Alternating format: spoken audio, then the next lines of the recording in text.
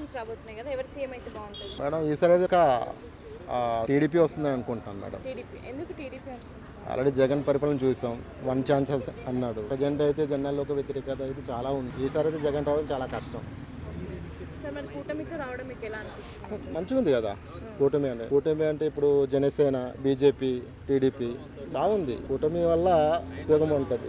మరి అంటే చంద్రబాబు నాయుడు గారు చూసుకుంటే 40 years ఎక్స్పీరియన్స్ ఉంది అంటున్నారు. సింగిల్ ఎందుకు రాదు? సింగిల్ అంటే మేడం సింగిల్ అని కాదు, కంపల్సరీ ఎన్డీఏతో కూటమితో వస్తున్నారు కనుక ఒక మంచి రిజల్ట్ ఉంటుందండి. ఏమంటే జగన్ లాంటి వ్యక్తిని గద్దె దింపాలంటే కంపల్సరీ కూటమి కంపల్సరీ కావాలి. ఏమంటే ఇప్పుడు ఆంధ్రప్రదేశ్ పరిస్థితి ఎలా ఉందో మీకు తెలుసు.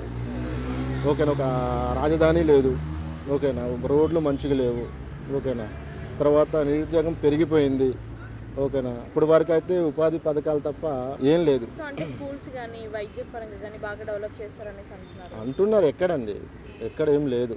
నార్మల్ వీళ్ళు అనుకోవడం తప్ప ఏం లేదు. సచివాలయ వాలంటీర్ వ్యవస్థ ఉంది కదా, వాలంటీర్లు అంటే 5,000కి ఏమొస్తుంది మేడం? ఇప్పుడు 40,000 వస్తేనే ఇక్కడ సరిపోవట్లేదు. 5,000కి ఎవరు చేస్తారు చెప్పండి? వేలో వాళ్ళ ఫ్యాన్స్ లేకపోతే వాళ్ళ నుంచి ఉన్న వాళ్ళు ఎవరు ఉంటారు తప్ప చాలా మంది మేము చూసాము. 5,000 ఏమొస్తాయి చెప్పండి? సర్వీస్ ఎలా ఉందంటే సర్వీస్ అయితే బాగుంది, బట్ ఇప్పుడు టీడీపీ వస్తే కూడా ఆ సర్వీస్ అలానే ఉంటుంది కంపల్సరీ. అంటే ఇంతకు ముందు లైన్లో నించొని పెన్షన్ తీసుకునే వాళ్ళు ఇప్పుడు ఇంటి వద్దకే వచ్చేసి ఏముందండి, అదే అమౌంట్ కదా తీసుకొచ్చింది, అదే కదా. ఇప్పటి నుంచో మా తాతల తరం నుంచో వస్తుంది అది. ఇప్పటికి ఏం కాదు కదా.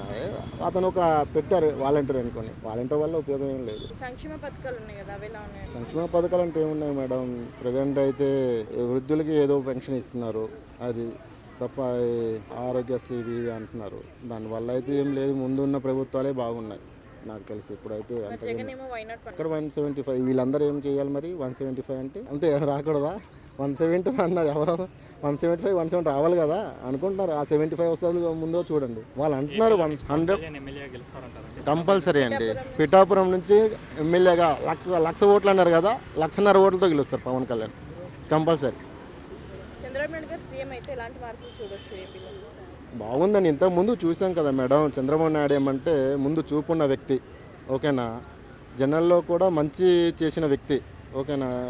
ఏదో చేస్తారనుకుని చాలామంది అనుకున్నారు జగన్, కానీ ఏం చేయలేదు. ఈసారి కంపల్సరీ టీడీపీ వస్తుంది. టీడీపీ వచ్చి మంచి పరిపాలన ఇస్తుందని అనుకుంటున్నాం.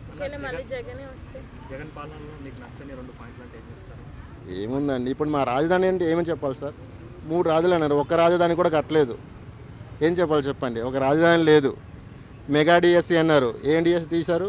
మెగా డిఎస్సీ అన్నారు, ఏదో ఉత్తుత్తి డిఎస్సీ తీశారు, అదేనా?